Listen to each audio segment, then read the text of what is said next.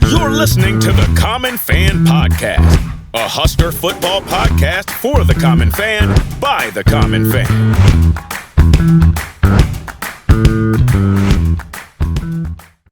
Welcome back to the Common Fan Podcast. I am TJ Burkle with Matty Owens Sr. and Geoff in Lincoln. This is episode 4 of The Reckoning. Special guest Brandon Vogel is joining us for all of the Reckoning episodes, and our featured guest today is Brian Christopherson. Brandon, great to have you, gentlemen. Yeah, thanks for having me around. Don't be too tough on me, please. Thanks for not kicking me off yet. You're riding on thin ice, Brandon, but we'll let this stick along for a while. This is the Mike Riley episode. It could be tough for all of us. Yeah.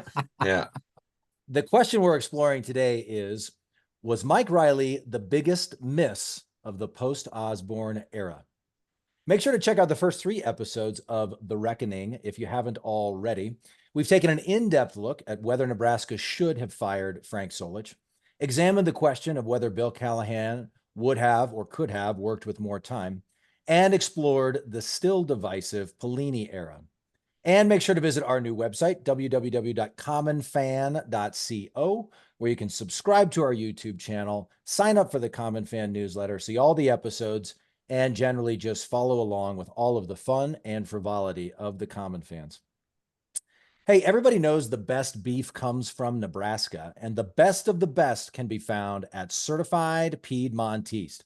Raised and grazed in the Sandhills region of the state, don't let the summer grilling season go by without enjoying this premium homegrown product. Stop by your local Mercado Butcher Shop at 30th and Yankee Hill, or 84th and Havelock in Lincoln, and at 162nd and Maple in Omaha. You can also go to cpbeef.com to get certified Piedmontese steaks, ground beef, and more shipped right to your front door anywhere across all 50 states. Certified Piedmontese, powering the Husker football team and powering the Common Fan Podcast. All right, guys, let's jump right in to the Mike Riley era. We always begin by looking at sort of the outlook, generally speaking, for Husker football, not based on the coach, just sort of where the program is when the new coach comes in. So kind of a unique thing coming off a coaching firing, but Nebraska was coming off of 7 consecutive seasons of 9 or more wins. They won 3 division titles in that time, and they were a nose hair away from not 1, but 2 Big 12 titles during that time, of course. We talked a lot about the Pelini era in the previous episode. You know, you could say he was fired because he couldn't get over the hump in big games that mattered. You could say it was personality driven, sideline antics, etc. But regardless, big picture, the program was in decent shape. It wasn't like sort of the post-Callahan era or post-Riley, post-Frost, where we were in a little bit of a deeper hole.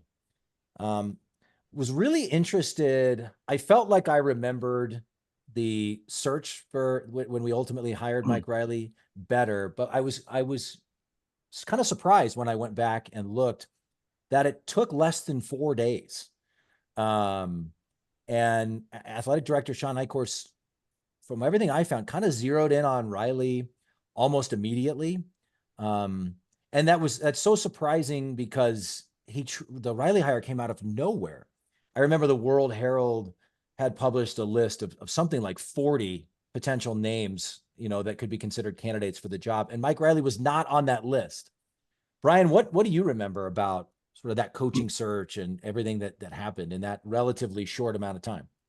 I remember when they announced it, it stunned us. I was at the Lincoln Journal-Star at the time. And we were actually in that moment that morning, I think it was a Thursday, tracking if there was any steam to Kyle Whittingham. That was like the name we were just we had heard maybe there was a conversation or it was one of those deals where they had at least kicked the tires on it. Obviously that gets people's imaginations running now a little bit with what Kyle did. But I remember that was the name. My cohort at the time, Steve Sipple, was in his office actually on a phone call, and I think talking with someone about him, just trying to figure out where it was. I don't want this to take on a life of its own, like we thought they were, on the doorstep with him. But that's where we were at that morning, and I like knocked on his Sipple's door. I was like, Mike Riley, that's who it is. It's over. Put it down. Put the phone down. Let's get going. We got to work. And we were nowhere close to thinking of the name of Mike Riley at that point. And what's funny is if you go back and you look at Riley's resume, like in 2007, after that coaching or during that coaching change, it actually would have probably in some ways like computed more to Husker fans, or they would have like thought like, oh yeah, that lines up, because that was right when Oregon State had kind of been a giant killer, and they had 9 or 10 wins a couple of years. So it was out of left field to us. But I will say this: the Sunday that Eichorst had the press conference announcing the firing of Pelini, I believe it was a Sunday, I talked to someone going out to the elevator that was pretty high up in the administration. He said, "This is going to go fast. Be ready." That like he said like it was like they had someone, like they thought, and that's the way they kind of portrayed it afterward too. And the timetable suggests that they did kind of have someone, because by Monday, Shawn Eichorst somehow escaped like to San Francisco, like wearing a U.S. Open ball cap, traveling through the Lincoln Airport to Denver. Got there without anyone saying anything. We had no Bob Davie installed cable type situations at all about it. He got out and got out west, and I think by Tuesday they knew it was Riley. So I know Harvey Perlman at the press conference, then Chancellor, was adamant they'd obviously offered the job to nobody else. Of course, offered's a big word and gives you some leeway. That's definitely believable. The only other name that I remember sort of being reported or floated about too was Brett Bielema. Like I remember there was some talk that maybe they had kicked the tires on that one. So I don't know that those got very far though, because when you look at the timetable, when Eichorst got out west and Harvey Perlman was already out in San Francisco, like Monday and Tuesday of that week, like a day or so into the search, it is truly believable that they were pretty centered on Riley and making that go. Yeah, and for common fans who are interested, there's a piece that's still up, or you can still find it on ESPN.com if you just Google about the coaching search. But Mitch did a great job chronicling that, and truly, Eichorst is sitting in the Lincoln Airport, flying commercial, like getting ready to fly out and interview Mike Riley, which is kind of hilarious if you think about even nowadays. Brandon, anything to add to that about sort of reactions to the or memories of the coaching search? I mean, I remember the day it was announced too, and it was kind of, behind the scenes, like the way this works, you're trying to track down things that you hear, but you're also like trying to work ahead, so you're ready to go when an announcement happens. And with when they announced Riley, it was like starting from scratch with that. Like he wasn't on our list, and he wasn't on any of the lists, I don't think, which you got to do those candidate lists. I never really liked doing them a whole lot, because it's a lot of guesswork. Like there's two ways you can land on that. It's be like a coach of the moment, you're up and comer guys that are in line for a bigger job, or you have some sort of connection to the program, and that's there you go. That's a good start to a list for you. Riley had neither. So I remember, I don't remember when, but like when it came out that, Eichorst had been to San Francisco, I remember a brief moment of like, oh, maybe it's David Shaw. That would have made some sense, in terms of profile. And I think on that one a little bit and found out pretty quickly like that wasn't it. So, and then a couple of days later, we knew who it was. So yeah, interesting. I mean, I didn't think about it at the time. The fact that Eichorst was willing to fly commercial out there, like he was kind of a Moneyball type of AD, I think. And I think he was successful with that in a lot of like off the field, like business sense sort of things. But it makes sense, like for a guy who's trying to maximize value, they'd be like, "No, I'm not going to take the private jet. I'll just fly commercial." Well, that's great point, Brandon. Brian, to your recollection, and I'm having trouble remembering kind of the timeline of events here. But wondering, it almost seems like they had Riley locked and loaded and ready to go once they pulled the trigger on Pelini. You mentioned rumblings of Kyle Whittingham and one of our old favorites on this program, Bert Bielema.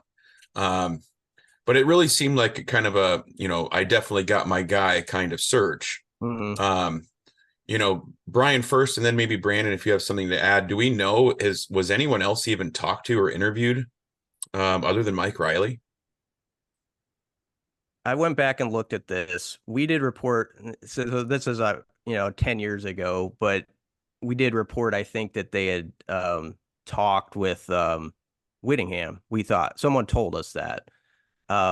You know how these things go. Sometimes you got people trying to float stuff for certain reasons and all that. So that's as far as it was for us. As I went back and looked at the reporting, and honest to goodness, we weren't getting much traction on this one. Like at the newspaper, after Callahan got fired, like whatever that was, an 8-day search with Pelini, that one was just like a dream for us. We had a few people that we were kind of getting the right stuff from, and you just kind of knew along the way it was going down these paths. These were the guys that were involved. And that was actually a case where sometimes it's not like this, but the stuff that was in print was pretty close to like, exactly what was kind of going down behind the scenes. I felt with that one. This one, to Eichorst's credit, even though he kind of did it in the cover of Light, not in the he's in the light when he went on a commercial flight. He was able to pull it off without really anyone being on the scent of it, and so I'm kind of inclined, looking back at it, to just settle on Riley was basically their guy. I think, like, maybe there was a conversation here or there, like you would hope there would be some due diligence on that part, but at least by Monday, 24 hours after the firing of Bo, and obviously there could have been conversations that weekend with other guys, what you're going to do and you're moving forward, but pretty quickly it was known this was the guy. And I always go back to what that guy what my one source said, that this is going to be over quickly, so it seemed like they did have somebody on their radar. Sorry, I get choked up talking. I get emotional talking. No, you're fine. Brandon, did you have something to add, Brandon? I get angry talking about it. Yeah, I mean, I think to one of Brian's earlier points, the timeline here certainly suggests that, maybe they didn't know it was Riley at the time that Eichorst fired Pelini, but I'm guessing, and it's just a guess. It was a tough one to track down on for us as well. Suggests that you at least engaged interest probably with a coach like Riley for it to happen that quickly. And I think in that short of a time frame, you probably ask around, like you probably go through agents and say, hey, whether it's you've made the decision on Pelini yet or not, like hypothetically, what if? And that's how this thing can kind of start.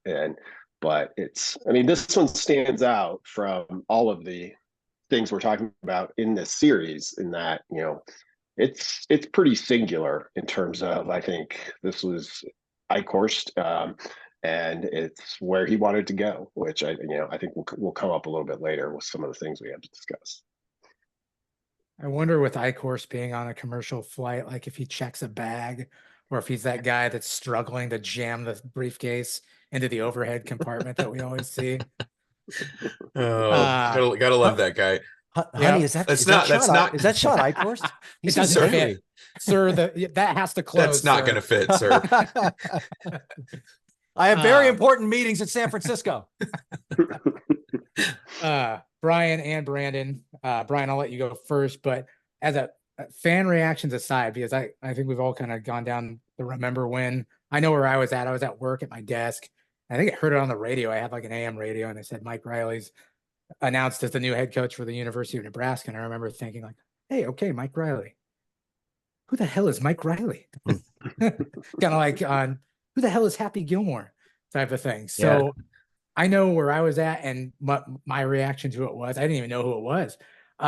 I know you said you were stunned by the hire, but what did you think of it personally? Did you think this was a good hire, a bad hire? What were your thoughts on that? I was very much I would say I was very much in the middle on it. Like I had always kind of been intrigued by Mike Riley, but it felt like my interest in him was like 5 years removed from that date. He'd been that coach to me that was really like, oh man, he kind of makes Oregon State interesting. Like I remember them winning a Thursday night game against USC. When they were number 1 or 2, when USC was USC, and it was such a moment, and it was just a sweet scene in Corvallis. But I don't remember what year that was, but it felt like back a few years ago, I was like, oh, this guy's kind of interesting. And then I'd kind of just lost touch with what was going on with that program. So you really had to figure out quickly, okay, like what's happened the last 3 or 4 years at Oregon State? Because if you go look at like his record in 13 and 14, I think he won 7 games, one of them, and then was like 5-7 in 2014 when he was hired. So it was one of those hires where the fan base had to talk themselves into, okay, he basically hasn't had like championship seasons, but he's done the most you can do with what he has. Now imagine what he can do with these resources he's going to have at Nebraska. So that immediately became sort of the storyline that was launched like in those first 24 hours. It's like he's done a lot with little, and then you got a lot of like what a gentleman he was. Remember, like it was just like Mike Riley is like the gentleman of college football and all that. And there's some truth to that. And so that was really what took off immediately. But yeah, I was like everybody else, kind of scrambling, like what has he done the last few years? Because I haven't been tracking him. Brandon, anything to add to that? No. Yeah, I think it's strange to think like if that hire happened now, even though it was just 10 years ago, it feels like a lot's changed, namely Tennessee successfully running off Greg Schiano. Not that I think Husker fans would necessarily do that, but like it was never, anything like that. And I think the thing that helped the hire, at least the selling, for it to be sold at the time that it was made, is like you could see the play, right? Like Oregon State at the time that Mike Riley took over the first time, I think had an all-time winning percentage like 46%. He won about 53%, somewhere around there, over 2 stints at Oregon State. I was like, okay, well, if you can take a program that was an all-time, sub 500, they hadn't had a winning season in, I think, 24 years when he took over. And he didn't have a winning season his first 2. Somehow parlayed that into the San Diego Chargers job, and then came back and had some good seasons. But like you could see it, like Brian said, it was the resources play. It was like, okay, well, if you made them better, come to a place with better ingredients to start and see what you can do. And everybody's gonna be like, oh, well, okay, now we just got to see it happen. And well, it did not happen. Yeah, I remember I think there were some former players who spoke really positive of him. I think there was like a couple anonymous Pac-12 coaches, and everybody was saying, he's basically been MacGyvering, with chewing gum and paper clips holding together the Oregon State program. He's such a great coach, wait till he gets the keys to the Ferrari at Nebraska. And I think we all, I don't know if we fell for it or just wanted to convince ourselves of it. But I mean, if you look at it, it makes me so mad. Doing the research for this episode made me just angry. Like he was a career 500 coach. He had never won a conference title.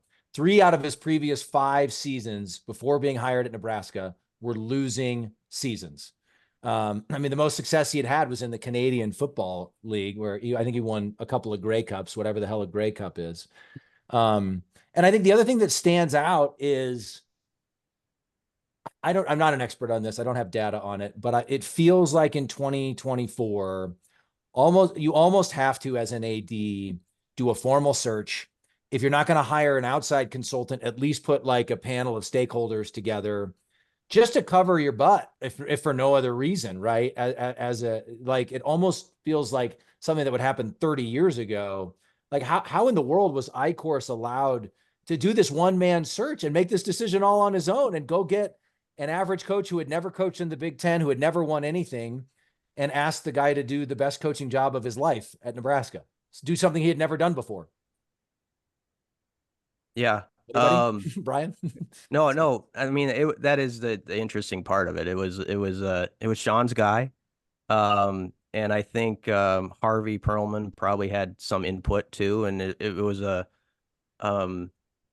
coach with a completely different personality than the guy you just let go of, at least on the surface, and that was a big deal at that moment, because we all remember that, like, the discussion about, Bo on the sidelines and all that stuff. I remember calling Harvey Perlman after the Texas A&M game when we were in the airport because he was, he had reprimanded Bo for like his behavior that night before on the sideline against A&M and stuff like that. And so you cannot kind of understand it from a temperament standpoint. And so I think that was like a big storyline too at the moment. But yeah, it was very much Sean's guy. They were going to be hand in hand, and if Riley had success, so it would go for Eichorst, and people would forgive him for some of the things along the way, and those who were Bo leavers would have got over it and all that stuff. But yeah, they were attached at the hip, which will lead us, when we get to that question, to an interesting thing on, like when they made the D coordinator change in 2016. Yeah, Sean, he was Sean's guy. And I think Harvey loved the fact that he was going to be a coach who you knew like was going to, on the sideline, represent Nebraska well, and you weren't going to have someone on your phone the next day saying, what's our head coach doing on the sideline? That stuff mattered at that moment. Yeah, I it's like remember. an anti-Pelini hire. That's the way I always viewed it. It was just, we wanted to do the opposite of what we were doing before. And in his mind, I think it would just bring ease to the fan base of having somebody with like a Tom Osborne demeanor that's more mild-mannered, polite on the sideline. So I 100% agree. I remember that really was a prominent storyline. And I just remember thinking, like, are there any nice coaches who have won conference championships out there? Like, certainly there's other nice coaches. Yeah. Brandon, to your point, I think Eichorst is a good administrator. He's a good, like, financial guy, but man, that guy should never be allowed near the paying customers again. It just makes me so angry. All right. Sorry. Anything to add to that, Brandon, before we jump into the Riley tenure? No, I mean, you're right. The bedside manner was maybe not his strong suit. I mean, that makes me think of kind of agreeing to go along with the Black Friday game going away, that sort of thing. Just kind of not having a read on it. But otherwise, like, I mean, I legitimately look at his tenure, which was short. He did some good things. It was just it was not a lot of the front facing pieces of it that that kind of make you live or die as an AD for the most part. Yeah, for sure.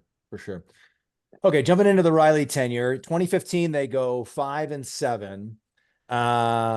And because there weren't enough 6-win teams and Nebraska's academic performance, we actually got to play in a bowl game that year and beat UCLA in the Foster Farms Bowl to finish 6-7. So there's a little bit of optimism to end what was otherwise a fairly miserable season that started with the BYU Hail Mary loss. And then they had 6. It's become all too common for Husker fans, but when you look at it, 6 one-score losses. They lost in overtime to Miami.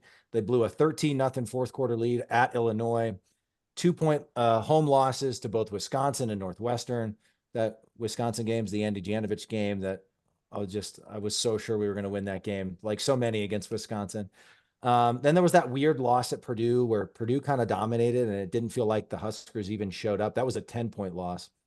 And then lost by 8 to Iowa, which was number 3 at the time, in the midst of their undefeated season before they lost, of course, in the Big Ten championship and got smoked in the bowl game. Just an aside, in case Nebraska fans had forgotten how Iowa ended that season. They did, and the Huskers did. They got that win against a top 10 Michigan State team in 2015. They beat UCLA. So there were like reasons to hope, reasons you could tell yourself year one, it was a transition year and there's reasons to hope. And then of course they start 7-0 in 2016 and we're in the top 10. And, the big win was against number 22 Oregon in Lincoln, which of course ended up being a 4-8 and not very good team, but that was a big win at the time. There was the Mike Riley storyline with his history against Oregon. And And, Husker fans, I think briefly felt like it was the 90s again. And then go to Madison at 7-0 against, if I recall, I think Wisconsin was in the top 10 at the time too. And played them blow for blow. I mean, that was a heck of a game. I was there. Really could have, coulda, woulda, shoulda, but very well could have won that game. Lost in overtime by 6 points. Then it kind of started to unravel, got completely blown out by Ohio State and really kind of manhandled and pushed around by Iowa. And then, still 9-3, went to the Music City Bowl and just, we lost 38-24, but I don't even think it was that close. It just felt like we got overmatched by Tennessee. And then things get interesting. So Eichorst essentially forces the firing of defensive coordinator Mark Banker. I think it was about December of 16, January of 17, somewhere in there. And Bob Diaco, who had been at a halfway decent program before, Jeff, I can't remember which one it was, but Bob Diaco, Brian, in case you don't know, Jeff's our resident half Notre Dame fan. So that's the reference there. But so Diaco's available. He had a ton of success. He considered an up and coming defensive coordinator, and Eichorst kind of forces the issue and brings him into the fold with Riley. And so I think there was hope in 2017 that, I think that was Tanner Lee. Everybody thought was the hype on Tanner Lee as quarterback, Bob Diaco's defense. Like, wow, we could maybe take another step forward this year. And things didn't look good from the get-go. We barely held on to beat Arkansas State, and then had back-to-back losses against Oregon, and then at home against Northern Illinois, which is a really bad loss. Eichorst was, of course, fired after the Northern Illinois game and already started feeling ominous for the Riley tenure at that point. Bill Moose comes in as athletic director on October 23rd of 2017, so kind of halfway through the football season. The Huskers finish 4-8. They lose 6 of their last 7 games. The final 3, it just felt like, it kind of felt like the end of the Callahan era to me. It felt like Riley was losing his grip on the program. They lost 54-21 to Minnesota, 56-44 to Penn State, and 56-14 against Iowa.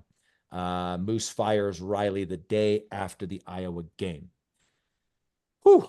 That's a lot. That's a little more detailed than we get into normally with the 10-year recap, but I just wanted to kind of remind folks of the Riley era was relatively short, but a lot happened in there. So we got a lot of questions relating to a number of those things. I want to start with this one. That 2015 team is interesting. They had 5 future NFL draft picks. Malik Collins, Vincent Valentine, Alex Lewis, Andy Janovich were all 2016 draft guys, and then Nate Gary was a 2017 draft guy. They absolutely should have won more than 5 games. You could easily, without much effort, they could have been 7-5. And then you could argue they should have won 1 or 2 more than that, which of course is the case for so many recent Husker seasons. Brian, and we had Jordan Westerkamp on last year, and he talked about how sort of there was division in that locker room. I think it was a tough transition for the guys who loved Bo. And so I don't think it was the easiest transition for Riley. Was the final result in 2015 more of an indictment on Riley as a coach or the divided locker room that he inherited? Probably a combination of both. It was one of the toughest assignments of give me the situation that Scott Frost walked into any day of the week over Riley. When you're taking over a program that had just won 9 games, you've got to immediately hit that bar. You've got a locker room that's ticked off about it. The previous head coach actually has a meeting with the players in a separate school. People might remember talking about the firing, and all this is happening while you're working out the deal to come to this place to be the head coach. An incredibly difficult assignment. And then it's one of those deals where you kind of need things to happen right immediately, get that feel good. You pull out a 1-point win over BYU, for instance, and it's okay, they're 1-0, instead of, Hail Mary from 44 yards out that the guy just gets it over the goal line, and so that's how it starts. And so it's a downer. that was such a season of bizarre games, as you mentioned, going through them. Like the Miami game was a strange game. They got their tails kicked for 3 quarters and then suddenly are in overtime and have all the momentum, but still lost.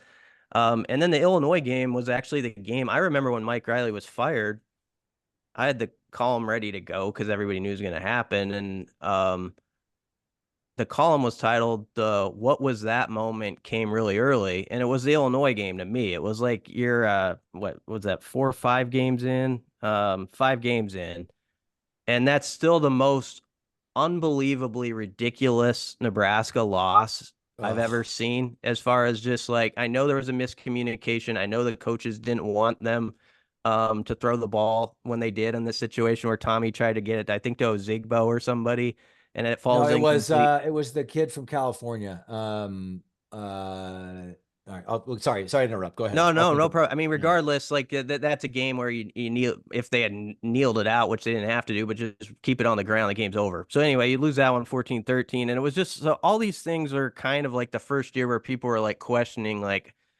what's up with the game management? What's up with the communication here or there? And you immediately go back into that 5-6 win hole that they had avoided the whole Pelini era. But there's no question he had a divided locker room right off the bat. And there was also some things like, at Oregon State, things evolved naturally as they had success. Like he had that hip hip hooray thing, which is like, if it's something that is like a deal that picks up in your locker room where there's just a natural evolution to it, that's fine. But some of the stuff kind of got forced here in Nebraska, and it just sort of got that eye roll treatment right off the bat. And so you're kind of dealing with a couple of those like items that don't matter, but they do matter, kind of things. And so all of that combined together to make it it was a tough job to take on. There's no question. I remember thinking a year in, like, this is a bridge to something else. And that's maybe not fair to the Riley era, but I always kind of felt like this is the bridge we're taking to get to somebody else. And that's just how I felt the whole time. I was covering that program in those years. I think it was Terrell Newby. Yeah, it might have been. Anyway, I'm glad that we didn't get too far into this episode before we got a hip hip hooray reference. Brandon, anything to add to that? No, I mean, I was at that Illinois game as well, and I remember the sense of shock. But that was also like the first time I noticed players coming off the field after the game. Like I specifically remember like Alex Lewis quite unhappy, let's put it that way. And you could hear with like where Illinois is at, like we're out on the fields, waiting for post-game press conference to start. And the team's locker room is like right around the corner. So you can kind of hear that, it's getting pretty loud in there. And I'm not talking about from the coaches. It kind of felt bad. And to Brian's point, I definitely agree. Like stepping into that situation after 9 wins every year, at least under Pelini, is hard. That BYU game, not that this was like the most important streak that Nebraska lost over this century so far, but I think that was their first like loss in an opener since 82, somewhere like that, So not only did it'd be one thing if it was just like, oh yeah, you lost on a Hail Mary, but then everybody could be like, oh well, lost a season opener for the first time in 20 some years. Rough start and just with the way a couple of those went. Yeah, I mean, I'm glad you guys brought that up too, because I feel like now it's only 10 years ago, but back then I feel like we've kind of become desensitized to it now. Like we give them, every coach, I feel like that we give them the benefit of the doubt of the first season. I feel like we've just become numb to that transition to a new coach. But back then, you're right. Like we expected results immediately coming off of a 9-win season. And so that takes me to the next point, is that in 2016, we did start off good and hot and got through that first season hump. And we were 7-0 going into that Wisconsin game that TJ was at, and that loss in overtime. But for Brian and Brandon, what's your recollection of that stretch of games when for just a brief moment, it felt like it was 90s Huskers football again? What was that like for you? What was your thoughts on that? I mean, first off, the Oregon game that year in Memorial Stadium was one of the more incredible environments. And I'll take that back to when they were dominating. I mean, it was just like so incredibly loud, the let me clear my throat moment, after they took the lead and stuff like that. They had some stuff like that happen during the Riley era, which was kind of interesting. Like the Wisconsin game the year before when Janovich had the run, I think they did a similar thing and the stadium was just on fire. And there was a piece of it where Nebraska fans, even though they weren't like dominant like they were in the 90s, they were playing sort of these close games sometimes. And it was like they could have more of an impact on like settling, winning or losing than even they used to be able to have like during the glory years. That was sort of a fun piece to it. And that 7-0 start, I did kind of think they might be a paper tiger here. I understand the schedule is very favorable. But the bottom line is they were finding a way to get it done. They picked off Josh Allen like 5 times in a game that year. So they had that moment. Like they had a struggle against Illinois, but in the fourth quarter they had like an 18 play drive or something in that game, which gave them the lead. And so they were grinding out and finding a way to maximize what they had. The Wisconsin game will always be in Madison will always be a moment where I get chills. Seriously, when they went to overtime and they had the commemorative coin and they called Fultzy and it came up Fultz, and I was like, they gotta win this freaking game. That's right. It was meant to be. Yeah. Yep. So that one hurt. And then, it felt like after that, someone had kind of popped the balloon a little bit. You had to go to Ohio State, which was a juggernaut, and Nebraska just wasn't on the same, playing field at that point. But yeah, it was fun for a while, and they were recruiting they were at least in on really big names. So you were and they had those Friday Night Lights events before the season where like you had Micah Parsons running routes, in Memorial Stadium as a wide receiver, and he's burning 4-star cornerbacks. Like there was some cool stuff along the way where you're like, I kind of could see where maybe they could get this going. He hired Dante Williams, who was a big time recruiter. He did some stuff like that, but I was never like completely sold on the 2016 team, even while it was going on, I have to say. And then the Iowa game kind of confirmed that to me. Yeah. Okay, Brian, I'm sorry. It was a Zigbo. I will never question you again. I apologize. On the third Yeah, and shut up, seven. TJ. Come on, Third and TJ. seven. I'll stop talking. No, that's all right. I wasn't like 100%. It was one of those where I was like 72% sure, but I like that 28% like backed me off. I'm like, don't have this fight right now. It could have been maybe. Brandon, any thoughts on that either? Yeah, I mean, so I think most people, whether inside Nebraska or outside Husker fan or not, you could look at the schedule to the point that they were 7-0 and be like, all right, yeah, this isn't exactly the toughest road any teams had to face. And I think it was muted even somewhat more by having to go to Wisconsin as kind of like the first big test, which has been, mostly a house of horrors for Nebraska since joining the Big Ten.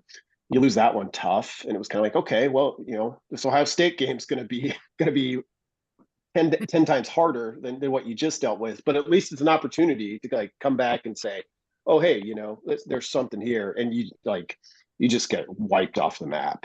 And then that Iowa game at the end was the worst. As somebody who likes to like play with spreadsheets perhaps too much, and I was on this corner. I remember like writing this in my post-game column for against Iowa, the bloodbath game from Mark Banker, where he said the practices must be a bloodbath. Nebraska in 2016 at the end of the regular season, I think it outscored teams by 57 points. 2016, it was like 46 points, somewhere around. They were virtually identical seasons in terms of like bottom line, like how many points you score, how many did you allow. You went 5-7 in one, you went 9-4 in the other.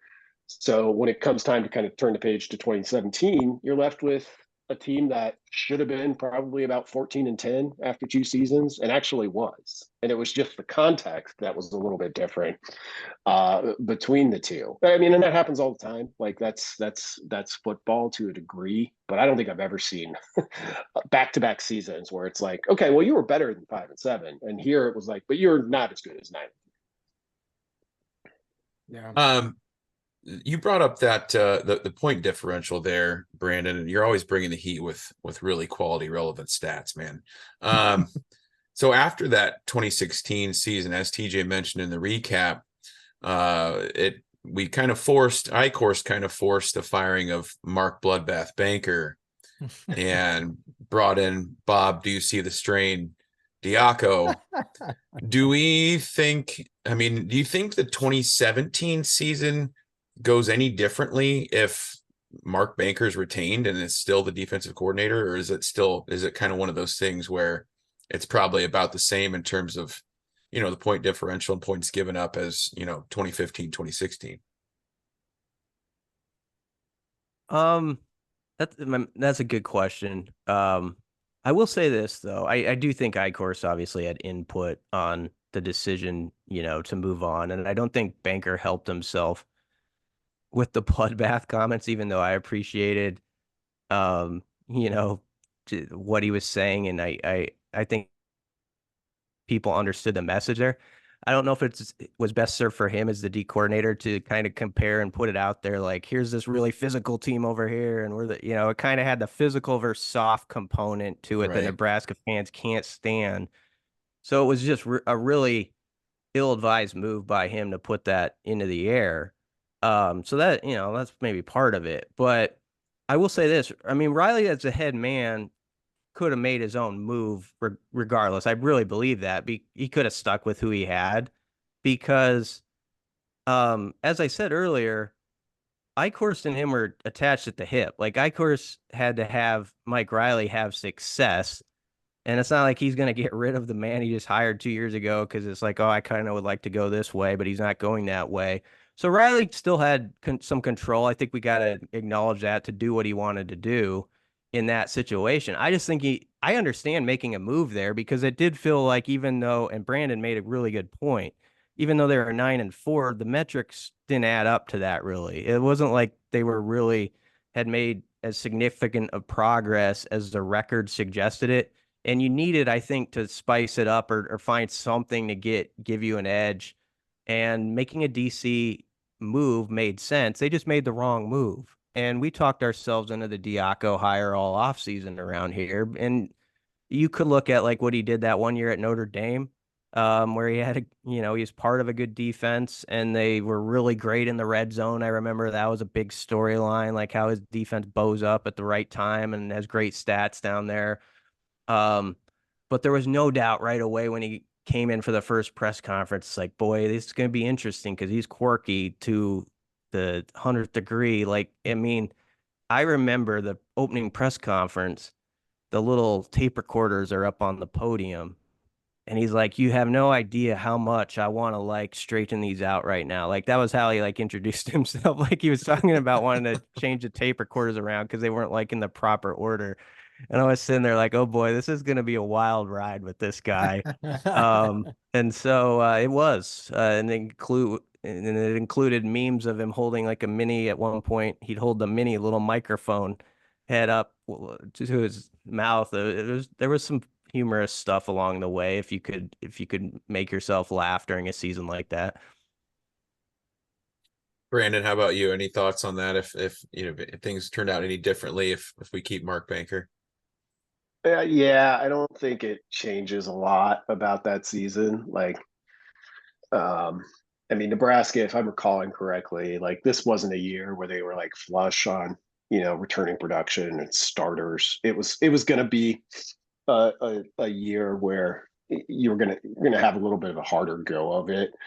Say this, the Diaco hire did like give Nebraska some momentum, or at least Nebraska fans, like stay certainly from a media perspective, gave me something to write about for all spring and summer because it was interesting. Like, and Diaco at Notre Dame, like, had really good defenses and kind of did it without takeaways, which is a little like personal point of pride of mine. Sure, you can be pretty good defensively in terms of limiting points when you have a bunch of takeaways, but what happens when you don't have those? And the Outcoast were kind of a little bit turnover independent. Brian mentioned the red zone stuff. It was like keep the big plays down, get a stop in the red zone, and that's how you're going to do it. And made sense. It was kind of a classic approach. But yeah, it was just strange because I didn't come out of the 2016 season being like, well, defense is a problem. Nebraska's got to fix that. Like I felt they were too like middle of the road across the board for there to be one hire that was going to drastically change where they were at going into 17. Yeah. And that's a good point too. Like looking for points of emphasis that might give you hope, and maybe that making that change could have, or we were hoping that it would send us in the right direction. But whether it's Brandon's stats or Brian talking about us being a paper tiger, like we kind of covered the things that went wrong or things that we thought weren't legit or were kind of fake numbers. But like any good Husker fan, I would say at least me and TJ and Matt, you got to blindly like try and put all that stuff aside and just talk yourself into how is this going to work? What are there any positives out of this? So I'm curious for both Brian and Brandon, what was the point, or was there a point in this era where there was a possibility that this thing might work, whether it's the 2015, 2016, or 2017 season? Was there ever a point there where like, hey, okay, maybe this is something that could work out if we just keep doing what we're doing? Yeah, I mean, beyond the obvious like 7-0 start, I'd have to say the Foster Farms Bowl against UCLA had people encouraged because they won in like a smash mouth style in that game. Like they ran the ball very effectively at UCLA.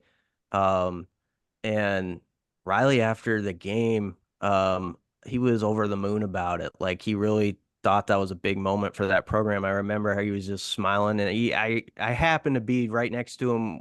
There was a long walk he had to take from like the press conference area back to sort of where the buses were, and he was on a golf cart. He's like, "Hey, hop on in," like you want, and all that stuff. Like he was just like ecstatic of that evening and how it had gone.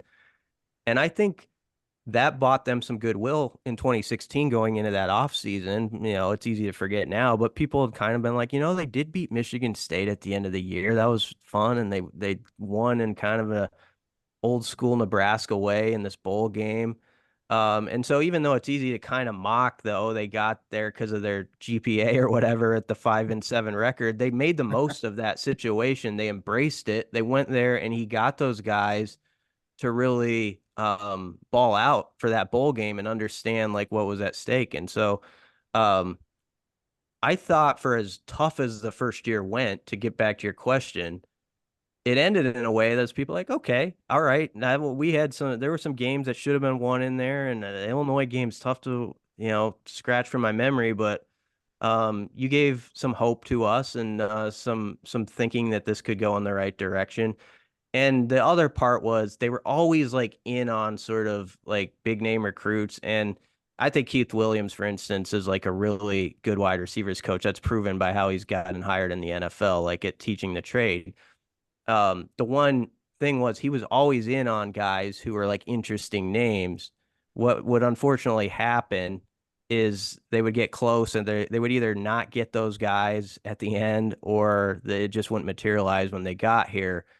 But there was like a positivity along the ride with certain recruiting names, like, oh, they're in the top 3 for this guy. And so the recruitniks out there were always kind of, I think, encouraged that they might be around the corner from some pretty big dudes. And that kind of kept the beach ball in the air too.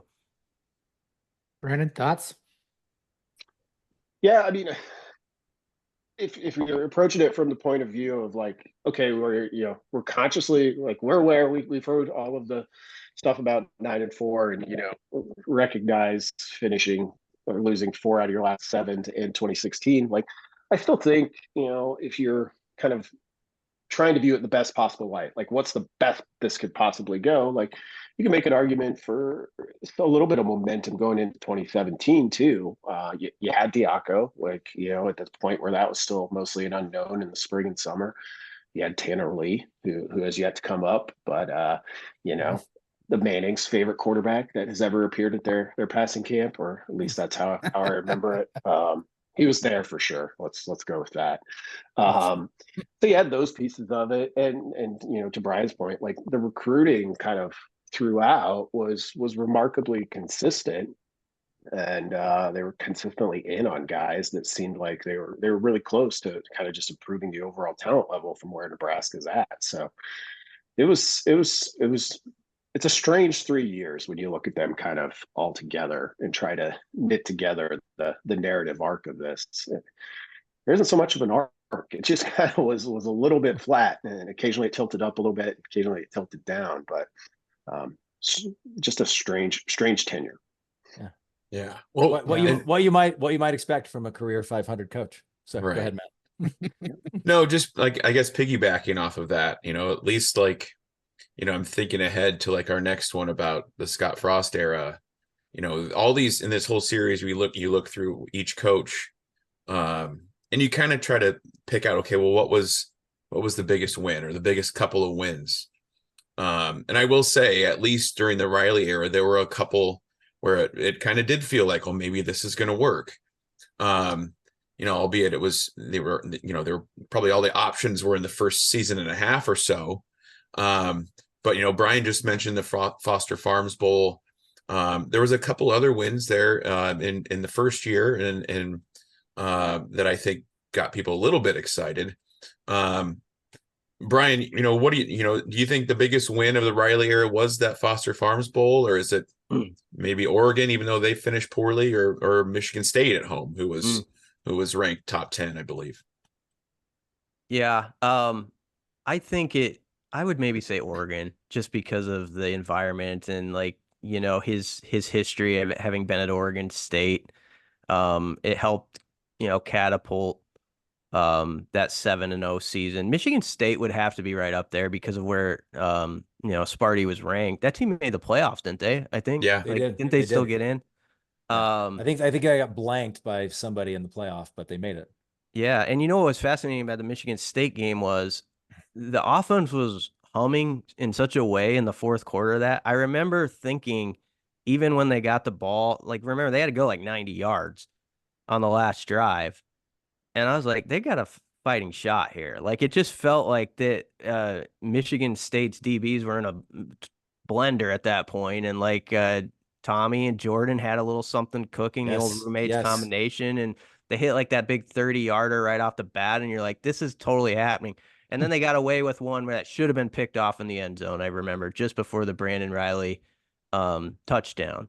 But that one was a special moment. And this is easy to dog on Eichorst in a podcast like this, but I do remember he held a little session with the media about how, before that game, about how he was confident in the direction this thing was heading. And he said, we're going to win tonight. He said, we're going to win this game tonight. And he called it. So I would say those games come to mind. And yeah, there probably a few more. He has a couple more memorable wins than probably Frost did, honestly, like when you go through it. So you have to say that. I remember for both of those games for different reasons, but for Michigan State, right up to, that the 2015 season, right up to the Iowa game, but 6-6 was, we didn't know we were going to go to a bowl game at 5-7. So 6-6 was still on the table for that Michigan State game. They come in as a top 10 team. And then Oregon was just more about, like, if we sort of want to believe this thing is going to the next level this season, we got to win this game. But for both of those, we were close enough to, I don't know about the glory days, but we were close enough to the feeling, okay, we can just say Callahan was a blip on the radar. Pelini was then pretty good again. And so even then, before we lived through the Frost era, even then the idea of missing a bowl game was pretty foreign. And I just remember this feeling of, for both of those games, like desperation. We absolutely, like, I can't imagine losing to Michigan State. I can't imagine losing to Oregon here. And so those felt like disproportionately big wins. And looking back, I don't know, maybe it doesn't matter as much, but those felt so important at the time. Brandon, any other thoughts on that? No, I think those are the two. I mean, I think practically speaking, the best team Riley beat at Nebraska was that Michigan State team. I think symbolically with who the opponent was, when it was in the season. The Oregon game is probably comes to mind as the biggest one. You know, at that point, it's like, hey, you beat Oregon. Sure, they were ranked 22nd and would go on to, I think, be 4-8. They weren't. Yep. They weren't the Oregon of Chip Kelly era, but we didn't fully know that at that point. And you know, Nebraska was undefeated after that one still. So yeah, you had some momentum after that one. Yep. I thought I got a question in here, Brian, about sort of the biggest turning point of the Riley era and whether that was the sort of how bad they looked at the end of the 2016 season, or maybe the loss to Northern Illinois in 2017. I think your point about the Illinois loss in year one is a really good one, though, too, because I just remember so many times of thinking, okay, this isn't going to work, but I don't want to go through another new coach. I don't want to go through another transition year, but also I can't convince myself that this is going to work. I feel like at points through all three seasons, it felt like that. But do you have any thoughts of when it was like, maybe a turning point of saying, okay, this really isn't going to work, or a turning point of just saying it's over?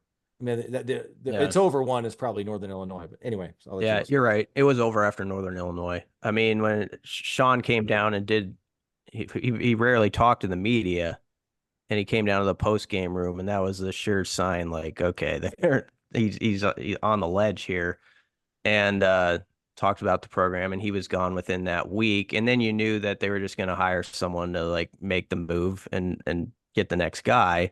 And I think the coaching staff kind of realized that those were the end of 2017 was full of depressing like games to cover. Like the game at Penn State, like my coworker Michael Brunson and I always joke about games that scroll well, you know, like they look good on the crawler at the bottom of the screen. And that game, I think, what did it end up? It was 56-44. It looks like it was like a thriller, like that, you know, like back and forth. And it was like the biggest mismatch you ever saw. You know, Saquon Barkley takes like the second carry, like down the sideline for 55 yards. Yeah. And those were games where it's just like, man, what are we covering here? So it got really tough after Northern Illinois for sure. As far as like, I think the bloodbath Iowa game was really costly. Like it felt like that season's momentum, whether you thought they were a paper tiger or they were deserving of their record, it kind of leaned more toward the paper tiger viewpoint after that performance. And that really hurt and kind of hurt the perception of that season, even though the record was good. Brandon, any other thoughts on that?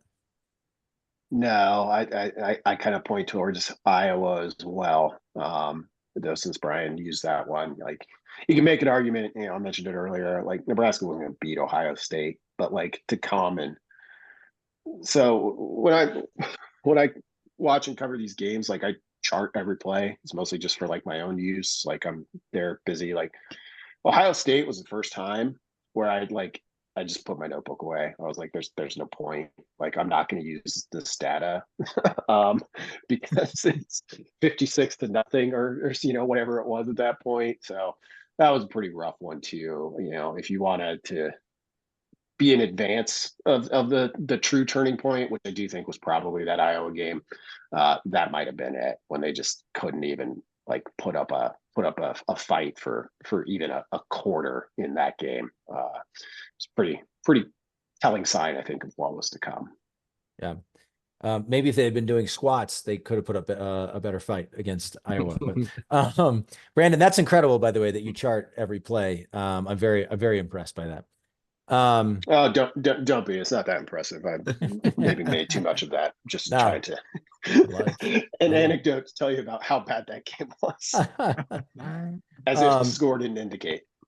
Well, Brian, you talked about it a little bit. For some reason, the recruiting stuff really sticks into my mind from that era. You had the Calabrasca thing. And I think didn't Riley also like he was on this thing of wanting to make Nebraska America's team. You know, we're in the middle of the country and got everything you want here in Lincoln, Nebraska, kind of thing. And they brought in some pretty decent classes. I mean, kind of hovering right outside of or in, you know, right near the top 25 range. What's your recollection of that recruiting operation? I remember at one point there was a belief that we could get like all 5 of these guys from California. Like Keyshawn Jr. was one, but there was the defensive back who ended up at Oregon and is now in the NFL. His name is escaping me. There were some like big time guys, and I think we only got 1 or 2 of them, and we got sort of the least impactful ones. But what's your recollection of that whole recruiting situation?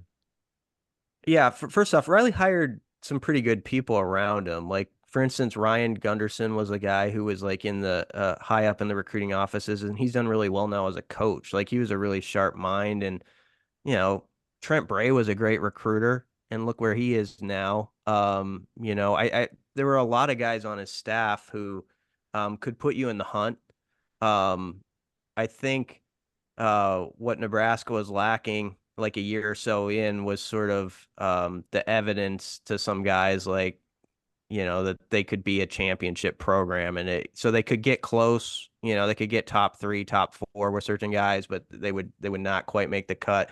And you're right. It felt like they won some battles where it looked good as a headline, but it wasn't going to translate that way. And I'm not here to kick on Keyshawn Jr. or anything like that. But when the first time I saw him on campus, I was like, yeah, that's not going to be that big a deal. Don't think so. Yeah, I mean, there were some of those where it looked and sounded good. Wide receiver recruiting is the best example. I'll just go back to it quick because I felt like Keith Williams was always like a guy who would give you a shot at people that you really wanted, but it was tough to sort of close the deal. Or they had like so many guys who were not here for a year, that came through that wide receiver room. And it's kind of been a trend that Nebraska has to kick now. I thought they recruited okay, though. Like I thought they were the first staff I remember that made Friday Night Lights like the thing. It was a big deal. Like when they were here, like I said, Micah Parsons being in here and stuff like that. So they had some innovative ideas, and they were on the right track as far as that goes. He had like Billy Devaney as his GM, and you can say what you want as like if that was useful or not, but he was a little ahead of the curve on some of that stuff. Like, I mean, now, Matt Rule has a lot of that going on with those people in those sort of positions. And so some of that, like, it was easy to snicker at, like, okay, is this guy really useful to the operation? But I do think he did some things that now you're seeing is commonplace at a lot of different programs. It just didn't translate to wins. Yeah. Brian, I kind of recall, despite the season in 2018 going completely off the rails, that they even still had some decent recruiting momentum for that class. Is that accurate, or how are they recruiting that kind of year where everything went south? It was the 2017 season, 2018 recruiting class. Yeah. Sorry. They were doing really. You're right in your memory there. They were doing quite well, like leading into the season, and it's just one of those things where you hit a wall where like recruits, they're not dumb. They realize by the end of September what we all do, like the writing's on the wall with this coach, so they're just waiting to see what happens. So you basically had, it felt like a lame duck staff the last 2 months. So whatever they had worked for, and I felt bad for some of those recruiting operation guys because they had really had some good ideas, and I think put Nebraska in place with some people if they had like a 9 or 10 win season, but everybody just knew 3 games in, it's going to be a different staff next year probably. And the recruits realized that quickly too. And so basically a cycle's worth of work was out the window with a lot of prospects within a month of that season. Yeah. I mean, recruiting classes are recruiting classes, but they're great and all, but it really just comes down to what you do with them when they get here. And so regardless of the recruiting situation, I think we could all agree, even though we look back on it, hindsight 2020, it just probably wasn't going to work. And so I guess my last question would be, out of those 3 seasons, with 2017 falling apart pretty darn quick, and then with 2015 and the underperformance with all that NFL talent that was brought over from the Pelini era in the locker room, we underperformed with that talent on the field. And then in 2016, you start off 7-0, you finally have some momentum, things are looking good, and then we just completely crap the bed ending that season, getting the doors blown off by the good teams. and not really even competing anymore. Which one of those seasons do you think is probably the best indicator? Was it initially underperforming, or was it the 27 season falling apart, or 2016 just not being able to hold on to that momentum? 2016 to me was like the best indicator in some ways. It was like I feel like Riley over time, he was always that guy capable of getting you to, an 8 or 9 win season. But I also feel like the metrics didn't, as Brandon said, with that team didn't add up completely. So even during that year, I sometimes felt bad for the Riley staff because I don't know that the general public all felt this way. But it seemed like one of those assignments that maybe this is easy to say in hindsight was just destined to fail to me. Like he felt like sometimes programs hire that coach that is sort of a bridge to whatever's next. And even though the Frost era was a debacle, I think when he was hired, there was a belief like that first, that there was this thought like, man, this could go sky high. Like there was that real feeling of like, look what he did at UCF. He's had an undefeated season. And with Pelini, there was the 03 experience with him as the DC and stuff. And so he had that. And Riley just had none of that ever behind him, where you were like, where the like fans were thinking like, I could picture this being like an 11 or 12. Like you couldn't get your imagination to that point. I couldn't. Maybe some people could. I never thought like that's what it was going to be under him. And when it's that way, it's tough to be here a long time. And I'll throw in one more point because I was thinking about this too. He was 61 when he was hired, and it shouldn't have been like a big question, but that was part of the conversation too right away, fairly or unfairly. He got asked about it at his opening press conference. And there was a feeling like you didn't have that coach that was like, people love that coach who's like in that 45 to 55 range. It's like he's going to be here 20 years. You can talk yourself into that, even though that rarely happens anymore.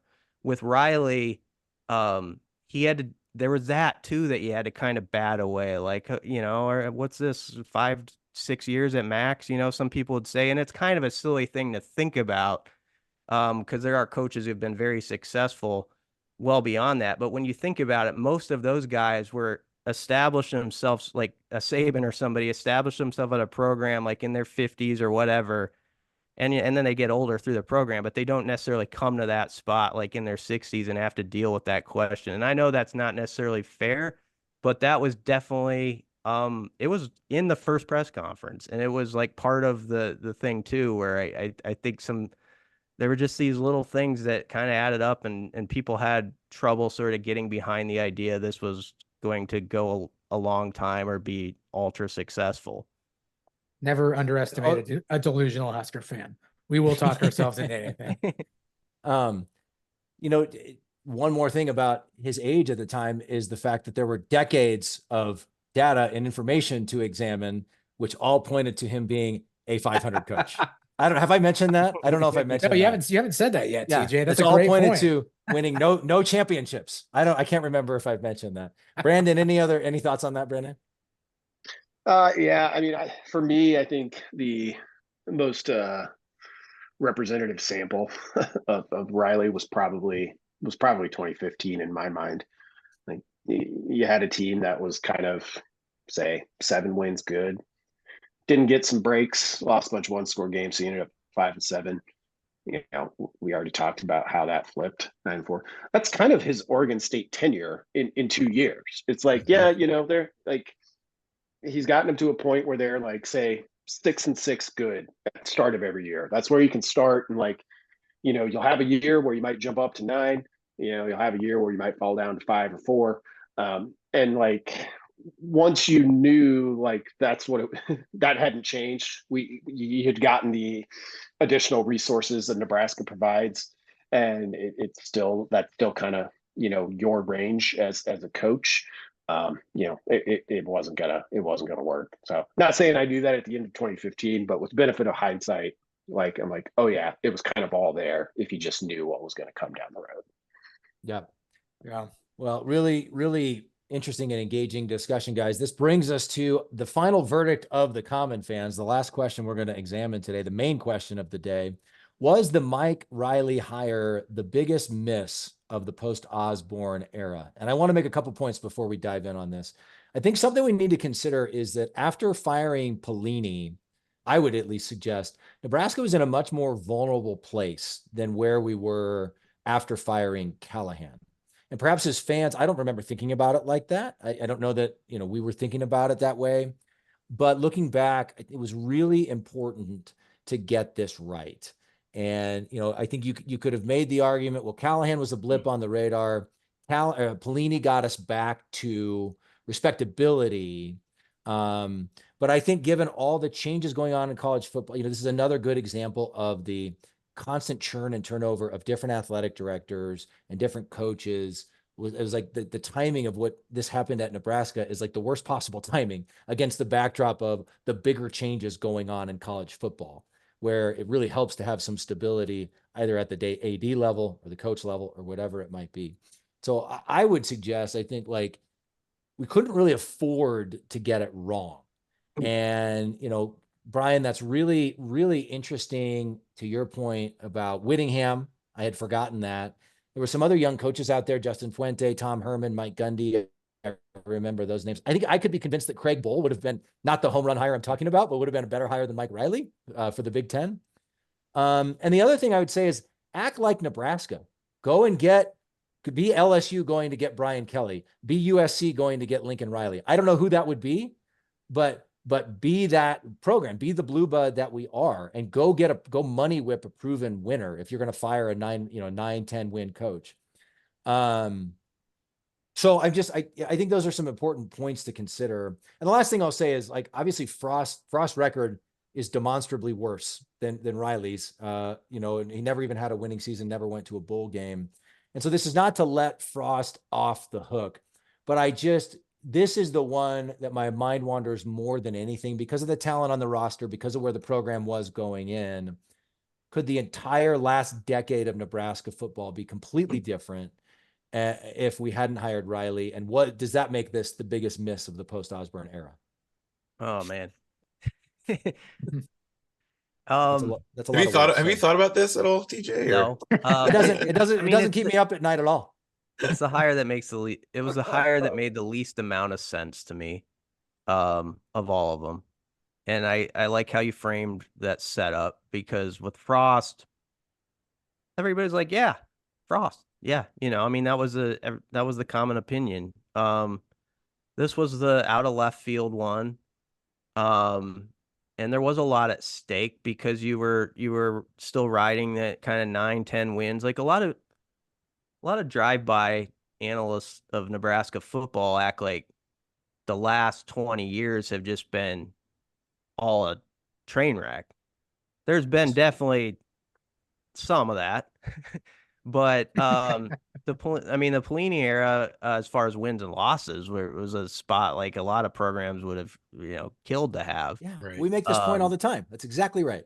Yeah, and so if you're going to make that move, and by the way, I don't think Pelini was long for Nebraska at that point when he left either. Like, I know this can all be about Eichorst's decision and all that, but I know for a fact he was intrigued in other options along the way. And so I think that relationship had probably worn itself out. So it was about that time where something was going to have to happen. But I could be talked into it being the biggest miss just because it's the most like, what's this? Like kind of like, what's that? But then I just settle back on that point. Like, I felt like there's it was that strange era that you can go look at every power program in their history, and they have that guy sometimes for 2 or 3 years where it's just like everybody kind of knows it's got to be this walkway into another era, and you're gonna have to get through it. And maybe that's easy to say now looking back on it, but I did feel that way at times covering it. And so in that way, it's like something where, yeah, it was a miss, but it was also something that maybe just had to happen for Husker football to kind of figure it out to get to where they are. And as an aside, going back real quick to the Foster Farms Bowl, it was mentioned how bowl games were sort of, expected at that point. I remember there was such low care that Nebraska was in a bowl game or in that bowl game that they had a roundtable media event a few days before the Foster Farms Bowl, and we happened to fly out early, and we were like there's only like 2 or 3 Nebraska representatives there. And if you combine that now with like if Matt Rule gets this team to a bowl game the next year and what it's going to be like in his that like if they're on site and like how many people are going to be there, it's going to be an incredible difference. And I finished with that point only to say Riley was in a very tricky situation because it was like expected that a certain standard was established that you're supposed to meet this, whereas now the coaches since then have like this bar that's pretty low to the ground, to be honest, like as far as get over that and then it'll raise and the pressure will be on as it always is around here. But that's sort of a nice thing for Rule, and it was for Frost if he would have taken advantage of to have at their disposal to have that bar of win total so low to the ground, and Riley did not have the benefit of that. And it played out probably about as you would expect when you kind of look back at it. You might say he was our Howard Schnellenberger, our Oklahoma era Howard Schnellenberger. Anyway, sorry, Brandon, what do you think? Yeah, it's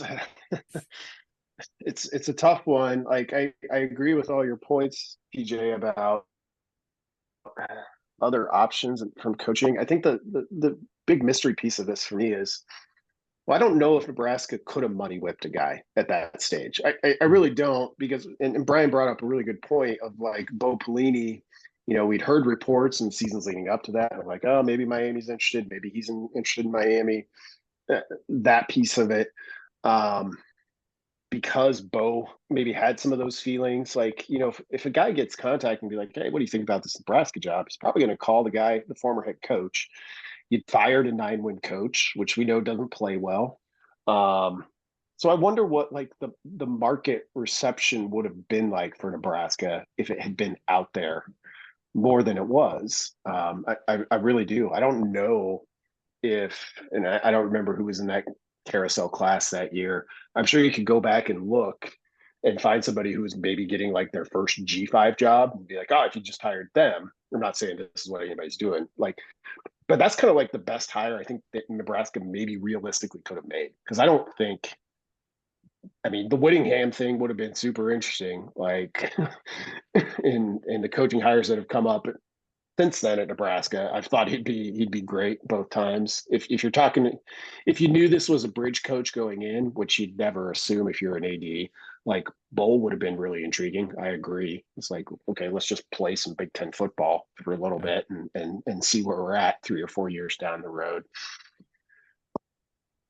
Biggest miss.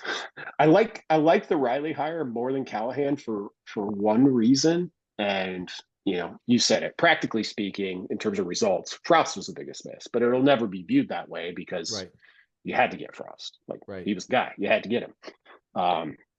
At least with Riley, you had somebody who said, this is my guy. This is how we're going to do it. This is what it's going to be. With Callahan, you knew it was basically like the 5th choice. So I might shade towards Callahan, but he had some better results than Riley did overall. Well, maybe not. No, I'm going to go with Callahan. I'm going to go with Callahan as the biggest miss.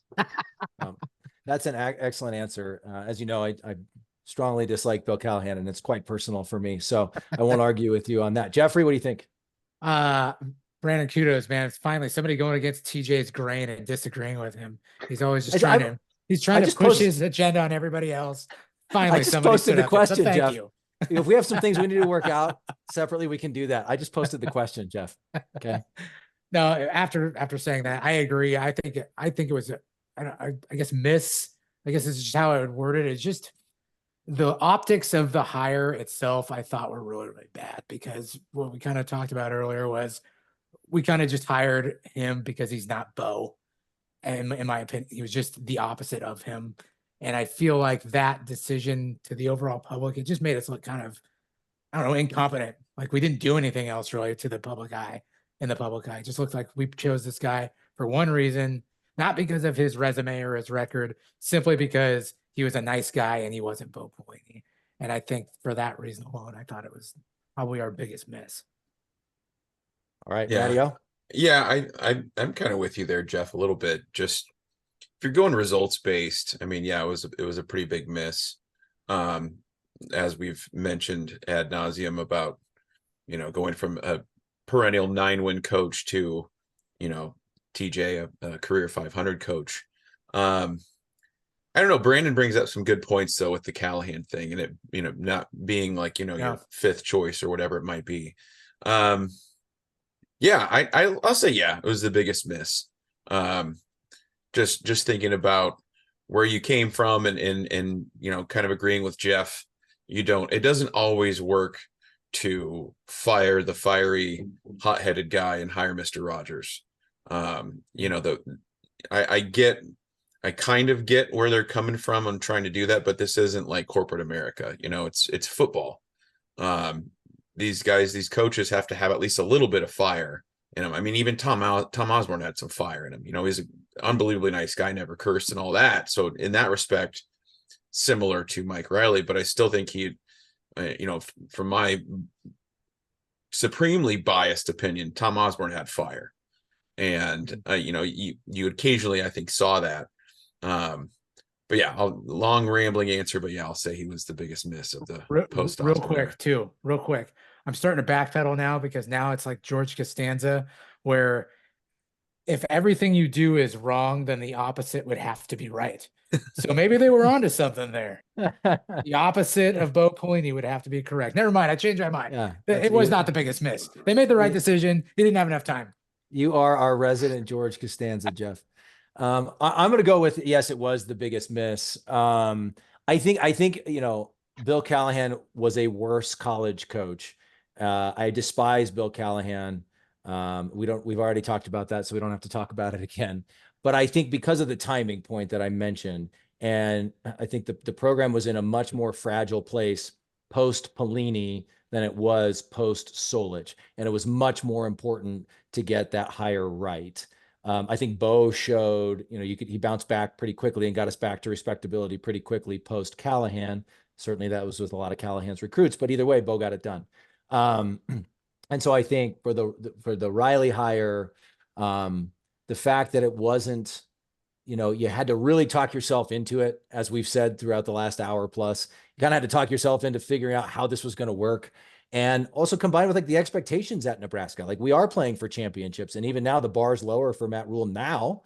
But as soon as he gets back to a bowl game, the expectation will be championships again. That will always be the case at Nebraska, as it should be. And so I just think for all those reasons, I think Riley was the biggest miss. Again, I don't have the answer on who the right guy would have been, to your point, Brandon. But that's why athletic directors make a lot of money to figure out the answers to those questions. Super awesome conversation, guys. We're going to give Brian the last word, but Brandon, anything else to add?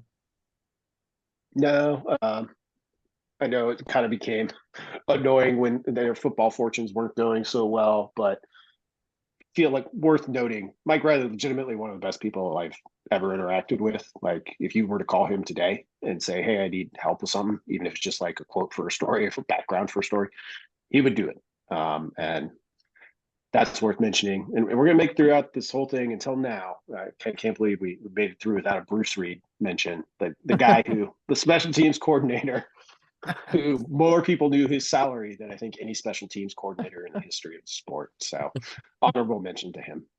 I love that. I love that. Yeah. And you know what? That's a great point on Riley. And he's an undeniably good man. And we wish him well in the new role on the college football playoff committee. But I still wish Nebraska had never hired him. Brian, any final thoughts? Yeah.